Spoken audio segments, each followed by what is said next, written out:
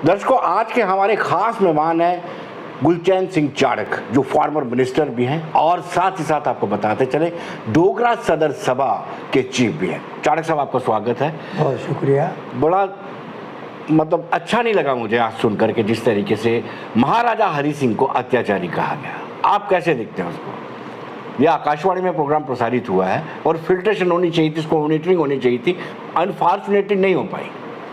देखिए, जब से मैंने ये सुना है जी, और क्योंकि मैं आकाशवाणी को सुनता हूँ सुबह उठ के जी, उसी वक्त से मुझे तो सुन के आग लग गई दो बातों की वजह से। एक तो इन डोगरों ने इस रियासत को कैसे बनाया, कैसे बचाया, कैसे चलाया, दूसरी मिसाल धरती पर नहीं मिलती जी। इतनी कुर्बानियाँ दी। और फिर इस खूबसूरत रियासत को कैसे यहाँ का भाईचारा रखा कि मुस्लिम मेजॉरिटी स्टेट को इन हिंदू महाराजाओं ने, डोगरा रूल्स ने कैसे चलाया। उसमें महाराजा हरि सिंह लास्ट शासक हुए जी। आप विनोद जी अथिरा जानते हैं कि महात्मा गांधी को सोच ये ऊंच नीच ख़त्म करने की बाद में आई, लेकिन 1930 में महाराजा हरि सिंह ने पहली हरिजन कंजक रघुनाथ मंदिर के बड़े अच्छे रिफॉर्मर्स हुए। और दूसरा उन्होंने गोलमेज कॉन्फ्रेंस के अंदर जी, अकेला महाराजा था जिन्होंने कहा कि भारत को आज़ादी मिलनी चाहिए जी, अंग्रेज़ों भारत छोड़ दो आप भी। जी। और फिर जिसने जहाँ जब गद्दी पर बैठे तो पहला भाषण उनका अगर आप आर्काइव से निकालें जी। तो ये था कि मेरा अपना धर्म कोई नहीं, मेरा कोई धर्म है तो मेरा धर्म इंसाफ है। और ऐसे महाराजे को अत्याचारी कहना, और ये देखिए, इससे चाड़क साहब पता चलता है कि हमारे इतिहास को टेम्पर्ड किया जाता रहा है, इतिहास को बदला जाता रहा है, क्योंकि वो जो डोगरे हैं उनकी गौरव गाथा को मिटाने का प्रयास किया जाता है। बिल्कुल आपने सही कहा। हमें 47 के बाद इतनी मार पड़ी है, इतना इतिहास डिस्टार्ट हुआ है, यहाँ का हेरिटेज कल्चर ख़त्म किया है। उसके पीछे एक साजिश थी।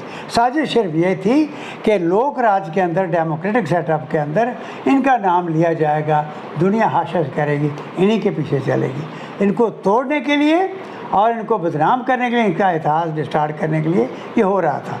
लेकिन मनोज जी, अफसोस उस वक्त हुआ कि जब मोदी जी ने गवर्नमेंट संभाली और उन्होंने इस इतिहास को ये वायदा किया, मुझे पता है मेरी गिरफ्तारी भी हुई, लेकिन बाद में उन्होंने कहा कि हम इस इतिहास को ज़िंदा करेंगे। और मुझे खुशी है, यहाँ महाराजा गुलाब सिंह का वो दिन मनाने के लिए, स्टेट कप बनी वो दिन मनाने के लिए राजनाथ आए जी। और यहाँ पर, और फिर विलेज जैसे छुट्टी भी की गई, और छुट्टी की गई। और अभी यहाँ पर इन्होंने गुलशन ग्राउंड के अंदर जो यहाँ पर हमारे जितने भी शहीद हैं उनके परिवारों को सम्मानित करने के लिए राजनाथ आए, वहाँ भाषण किया उन्होंने। लेकिन अफसोस की बात है कि बी राजेंद्र का नाम नहीं लिया।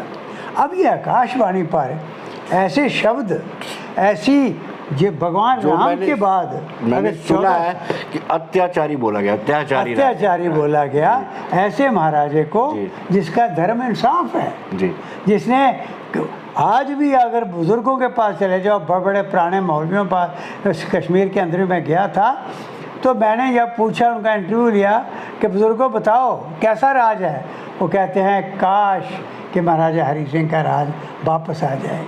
इस किस्म की सोच हो वहाँ पर। आकाशवाणी जैसी ऑर्गेनाइजेशन से कौन आदमी है? क्या चाड़क साहब, आपको लगता है कि इसकी जांच होनी चाहिए और जिसने ये स्क्रिप्ट लिखी है उसको इस चीज़ का एहसास होना चाहिए कि कितना बड़ा ब्लंडर किया उसने? मैं ये कहता हूँ ये सेक्रेज एक्ट है और ये गौकशी के बराबर है जी। मैं तो ये मांग करता हूँ कि एक तो आकाशवाणी का इस ज़बरदस्त ऑर्गेनाइजेशन का प्लेटफॉर्म यूज़ होना, दूसरा कौन इसके पीछे स्क्रिप्ट लिखने वाला, और तीसरा कैसे लॉ किया। आज सिर्फ इंक्वायरी नहीं, उसको डेथ एंड पनिशमेंट मिलनी चाहिए और लोगों को पता लगना चाहिए ये उसने गलत कहा है और उसकी ये सज़ा उसे मिली है। और इसी सिलसिले में आज डोगरा सदर सभा के अंदर विनोद जी, सब संस्थाओं के हेड्स जितने इस डुग्गर प्रदेश के प्रोमिनेंट सिटीजन हैं, हाल के अंदर रौनक थी। आज हर एक को ये उदासी थी चेहरे पर कि ये किसने कहा, गुस्सा था, इसलिए हमने ये मांग की है। एक तरफ कश्मीर के राजनीतिज्ञ जो सो कॉल्ड अब रह चुके हैं, एक तरफ वो 13 जुलाई को काला दिवस मनाते हैं और दूसरी ओर जब 370 की बात आती है तो कहते हैं कि महाराजा हरि सिंह का दिया हुआ था 370। देखिए कितना डबल स्टैंडर्ड है ये। बिल्कुल डबल स्टैंडर्ड जी। है। महाराजा हरि सिंह देखिए, जब जम्मू कश्मीर के ऊपर आसपास का प्रेशर बढ़ने लगा, अंग्रेज़ों ने यहाँ बड़ी चालें चली। हिंदू मुसलमान के फसाद भी कराने की कोशिश की अंग्रेज़ों ने की। हमारी फोर्सेस के अंदर जो कत्लो गारत हुई, चाहे मीरपुर के अंदर हुई, सो रहे थे लोग और हिंदू मुसलमान का सवाल बन के मुसलमान सोल्जर्स ने हिंदुओं को काट दिया। वो भी उसके पीछे जो है वो अंग्रेज़ों की साजिश थी।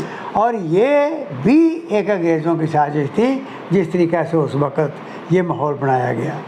आज मैं तो डाइजेस्ट नहीं कर पा रहा कि ये कैसे इस ऑर्गेनाइजेशन के प्लेटफॉर्म से ये बातें बाहर आई। क्यों इस तरीके से कहा गया जिस महाराजे ने कभी सोचा भी नहीं होगा।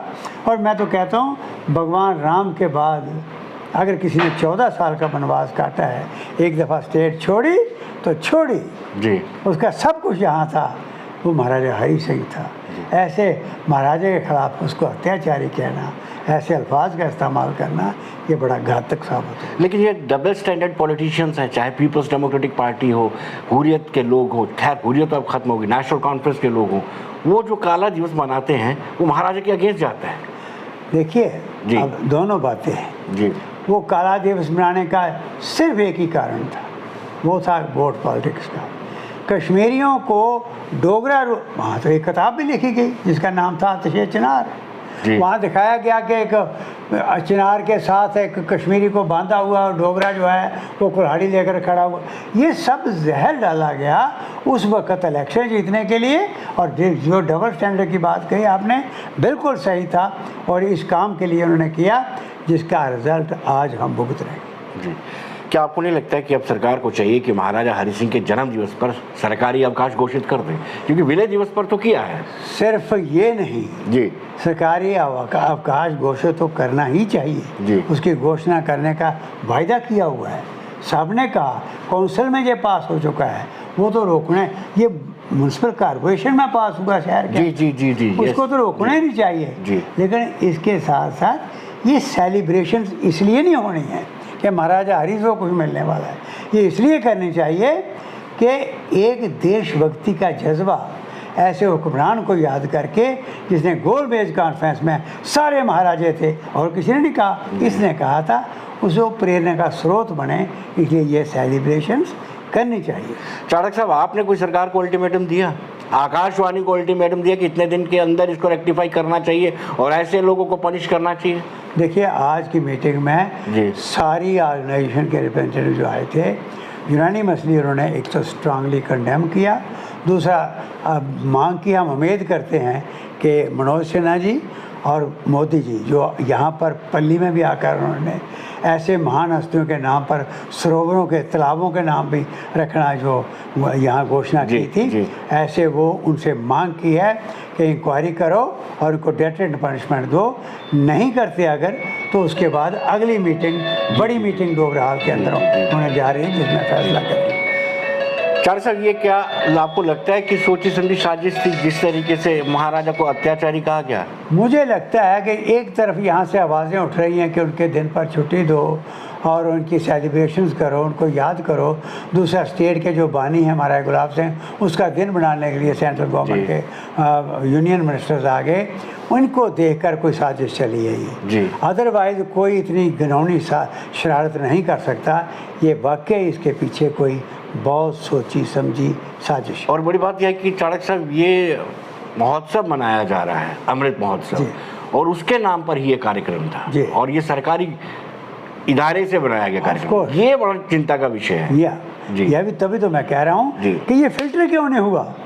अगर ये आकाशवाणी के वहाँ उस प्लेटफॉर्म से ये बात होनी थी, उसके पहले स्क्रिप्ट बनती है, उसको पास किया जाता है। ये किन किन हाथों से होकर आई है, ये हम जानना चाहते हैं कि ये बड़ी, ये नहीं है छोटी साजिश है, ये कितने हाथों से निकला होगा, कितने टेबल से ये गुजरा होगा स्क्रिप्ट, तो फिर जाकर बोला जाता है, मामूली बात नहीं है। इसलिए ये बहुत ज़बरदस्त घिनौनी साजिश है जम्मू कश्मीर के अंदर तूफ़ान लाने के लिए। इसलिए मैं कह रहा हूँ कि मोदी जी से मैं अपील कर रहा हूँ, मैं लेफ्टिनेंट गवर्नर से कह रहा हूँ कि फ़ौरन इंक्वायरी बिठाइए, देखिए कुछ और भी देखिए। अगर हिंदुओं के सामने किसी गाय का कत्ल होता है, बर्दाश्त करेगा कोई? आज डोगरों के सामने और जम्मू कश्मीर की जनता के सामने ऐसे जिसको अवतार समझा जाता है, उस महाराजे को आपने कि अत्याचारी कह दिया। ये बर्दाश्त करने वाली चीज़ है, ये आग लगाने वाली चीज़ है। इसलिए मैं मांग करता हूँ गवर्नमेंट ने सीरियसली फ़ौरन बगैर लेट किए इस पर कदम उठाना चाहिए। मुझे खुशी है कि जम्मू में जो प्रोग्राम चलता है आकाशवाणी का, यहाँ डोगरी में इसका ट्रांसलेशन नहीं हुआ, बाकी सब भाषाओं में, इंग्लिश में भी आया, बाकी भाषाओं में भी आया। तो इसलिए ये गलत है, तो इसके लिए हमने ये मांग किया। डॉक्टर साहब, आखिरी सवाल आपसे, आज़ादी के अमृत महोत्सव पर जो तिरंगे फहराए जा रहे हैं उसको आप कैसे देखते हैं, और 5 अगस्त को आप किस तरीके से सेलिब्रेट करना चाहेंगे? देखिए, एक बात तो ये है कि ये तिरंगे जो हैं ये हमारे खून में आ चुके हैं, हमारे बुज़ुर्गों ने जाने दी हैं। कौन सी सीमा का पत्थर है जो हमारे डोगरों के खून से नहीं रंगा गया? कैसे आज़ादी मिली, कैसे तिरंगा मिला, ये हम जानते हैं। जिनके बुज़ुर्गों की अभी भी हमारे घरों में कहानियाँ सुनाई जाती हैं। इसलिए उस तिरंगे से हमें प्यार है, दिखावे की ज़रूरत नहीं है। तिरंगा हमारे दिलों में है, करना चाहिए, अपने जगहों पर, अपने घरों पर हमेशा लहराना चाहिए। उसमें कोई ऐसी बात नहीं है कि सिर्फ यहाँ 15 अगस्त के टाइम ही, ऐसी फॉर्मेलिटी नहीं। हमेशा तिरंगा हमारे साथ रहे, हमारे टेबलों पर, हमारे घरों में तिरंगा है, रहेगा, उसकी हमें कदर है पूरी। और जो नहीं करता वो देशद्रोही है, क्योंकि तिरंगा ऐसे नहीं हमें मिला, इसके पीछे लाखों लोगों ने ये झंडा उठा के सड़कों पर कैसे इनकलाब जिंदाबाद के नारे लगाते हुए बहनों ने, माताओं ने, बुज़ुर्गों ने, नौजवानों ने जाने दी हैं। इस तिरंगा ऐसे नहीं मिला है। 5 अगस्त को कैसे सेलिब्रेट करेंगे आप? 15 अगस्त 5 अगस्त हाँ 2019। अच्छा, जिससे देखिए 5 अगस्त को पूरे देश के अंदर तिरंगा लहराया जा रहा है। हमने भी कहा है, अपने इंस्टीट्यूशन के अंदर कहा है, डोगरा सदस्य सभा के अंदर है कि तिरंगा लहराओ, उसमें कोई ऐसी बात नहीं। चार साहब, बहुत बहुत शुक्रिया आपका, और उम्मीद करते हैं कि जो आपने डिमांड की है और ऐसे लोगों को जो इतिहास को बदलने का प्रयास करते हैं और महाराजा हरि सिंह जैसे व्यक्तित्व को अत्याचारी कहते हैं, उनके खिलाफ सख्त से सख्त कार्रवाई होनी चाहिए। धन्यवाद।